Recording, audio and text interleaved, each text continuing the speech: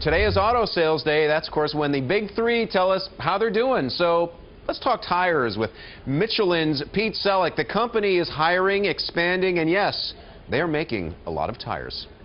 We are actually starting up our 19th plant in North America, our 15th in the United States, in Anderson, South Carolina.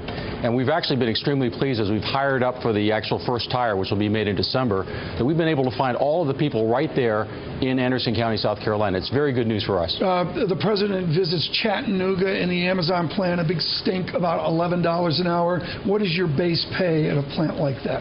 A plant like that, people will start actually in between 10 and 20, more $15, $16 an hour, and will go up. But obviously, manufacturing jobs are very attractive jobs, and the impact that those jobs have on the entire community, the multiplier effect of manufacturing jobs, is really tremendous. How closely is your business correlated with the auto sales that we're going to see today? Well, roughly about 80 to 85% of our sales are actually in the replacement market. So when you have to replace your tires after they wear out, that's where most of our sales are.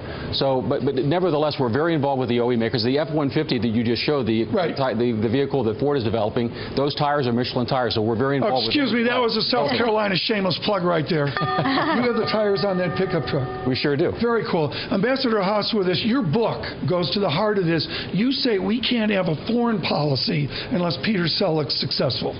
Yeah, and the question I had for Peter is whether we're now producing, through our school system, people who have the qualifications and skill sets that you need. Because there are stories that hundreds of thousands of jobs in manufacturing are going begging in this country simply because Americans are not graduating with the skills that people like you need. Well, it is a challenge for the country. There's no question about that. And we need to have more younger people going into STEM programs.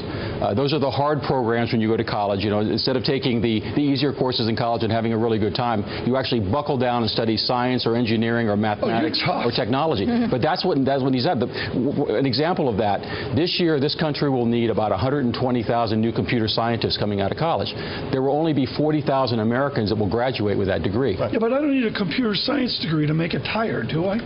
You need an engineering degree, you need a technical degree. The people that we're hiring today are obviously much more skilled than the people we hired 30 years ago. To get into Michelin as a production worker, good solid high school education is required. To get in as a maintenance worker, you need a technical education, and we hire a lot of engineers. Can the people you hire do a better job with those run-flat tires that everyone's making now that allow you to drive even when you get a flat? Because they don't last as long, and they're a lot more expensive.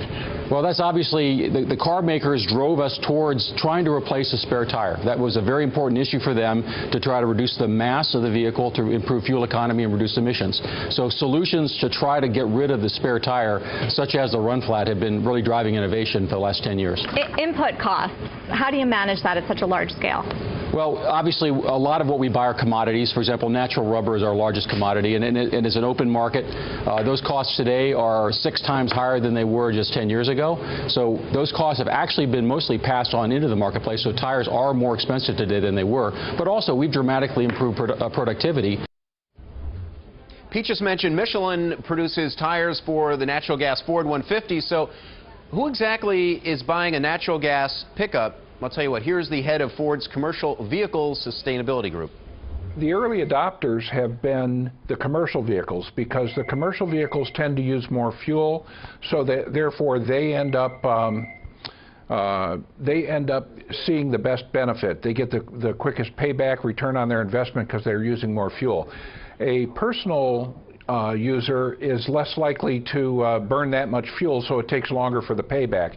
So that's why we've seen commercial people use it first. But with the growth of the infrastructure around the country and the price differential now between gasoline at almost $4 a gallon, and in some places like Oklahoma, natural gas is going for 79 cents a gallon. So there's such a difference in the gas prices now that I think that the general public will be taking advantage of this as well.